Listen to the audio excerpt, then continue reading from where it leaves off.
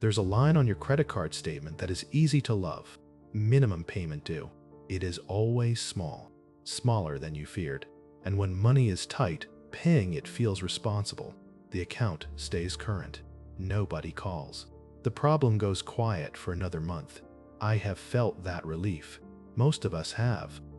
But that little line is not on your side.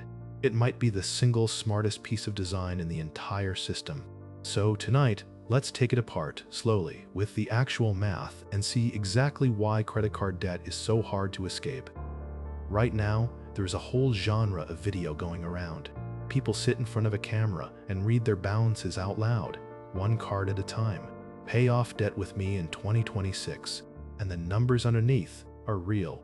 According to the Federal Reserve Bank of Philadelphia, the share of large bank credit card balances that are 90 or more days past due has climbed to about 13%. That is the highest since 2011, the years right after the last financial crisis. At the same time, the share of people paying only the minimum has hit a record. It is tempting to read that as a story about a generation that lost its discipline. It is not. It is the same machine, running the same way it always has on a lot more people at once. So, let's look at the machine, not the people. And let's be honest about how the balance usually starts. For most people, it is not a shopping spree. It is a layoff. A car that died on a Tuesday, a medical bill, a broken furnace, a stretch of months where the numbers just did not meet. The balance is not evidence of a character flaw. It is what happens when life costs more than the paycheck for a while, and a credit card is the only bridge in reach. So let's start with one number. Say you owe $5,000 at the rate people who carry a balance actually pay. That is about 22% a year, according to the Fed's own data.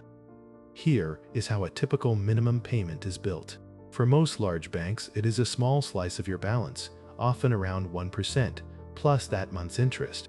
So in the first month, 22% a year on $5,000 works out to roughly $92 of interest. Add 1% of the balance, $50, and your minimum comes to about $140. Now watch where that $140 actually goes. 92 of it is interest. It does not touch what you owe. Only about $50 actually lowers the balance. You paid $140 and your $5,000 debt dropped to $4,950. Do it again next month and it barely moves again. That is not a bug. That is the design. The minimum payment is set to keep the account healthy, not to make the balance shrink. And there is a detail that makes it feel even worse. On most cards, interest is not charged once a month. It is calculated on your balance every single day. So the debt is quietly growing in the background, day after day, while you wait for the next due date. That is why you can pay on time, pay what they asked, and still feel like you are treading water. In a lot of months, you genuinely are. You are not imagining it, and you are not doing it wrong. The current is just built into the pool. You have probably heard compound interest described as a kind of magic. Your money earns interest, and then the interest earns interest, and small amounts grow into a fortune over time. That part is true. But compounding does not care which side of it you are standing on. On a credit card, it runs in reverse, and it runs against you. Any interest you do not pay off gets added to the balance. Next month, you are charged interest on that slightly bigger number. Your debt earns interest for the bank in exactly the same way your savings would earn interest for you. Same engine, pointed the other way. So let's follow that $5,000 all the way down to zero, paying only the minimum, adding nothing new. I actually ran the numbers. At 22%, with that 1% plus interest minimum, it takes about 16 years. 16. And along the way, you pay more than $7,700 in interest. That is more than the thing you originally bought. By the time it is paid off, the purchase is long forgotten. The interest is still arriving. That is not a story about weakness. That is arithmetic. Anyone, at any income, with any amount of willpower, who feeds that formula gets that result. And here is the strange part. The truth is already printed on your statement. Since a law passed in 2009, every issuer has to show you a small box that says, in plain words, how many years it will take to clear your balance at the minimum and how much you will pay in total. It is right there every month. It is just easy to miss and easier not to read. The math was never hidden. It was just never explained. So why do so many of us still stop at the minimum? Partly because the minimum is designed to feel like enough. Pay it, and everything looks fine. The account is current. Your credit stays intact.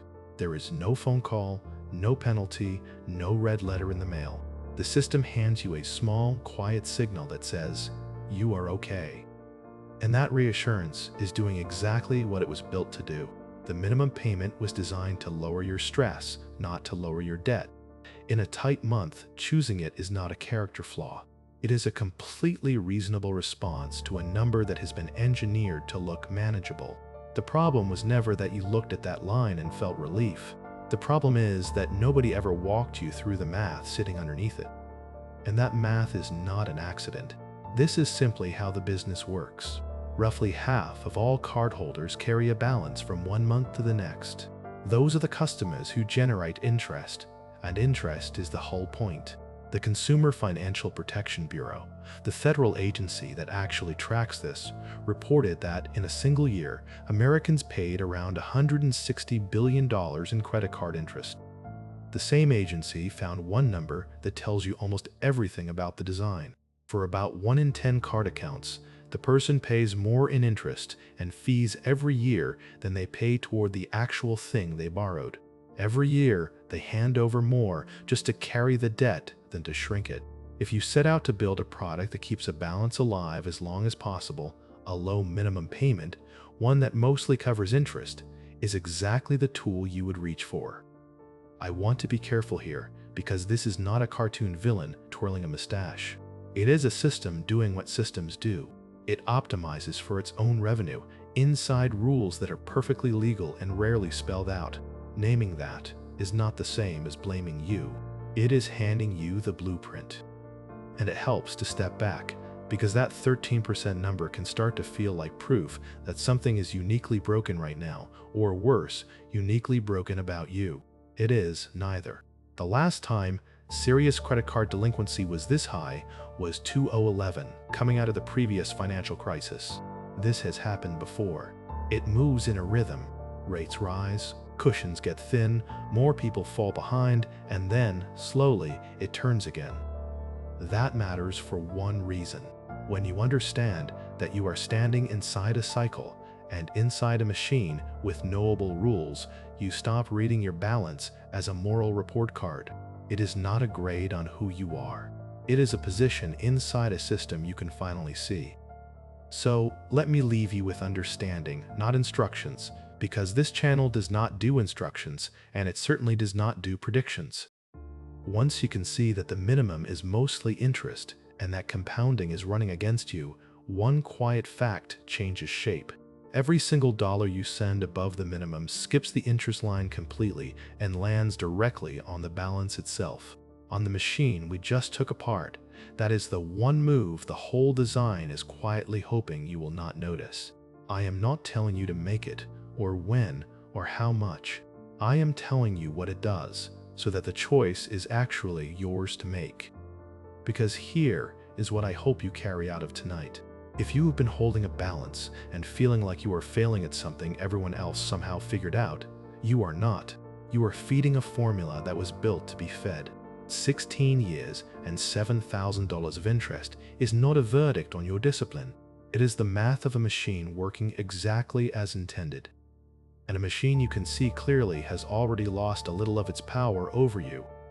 This was educational only, not financial advice. I am really glad you spent this time here. I will see you on the next one.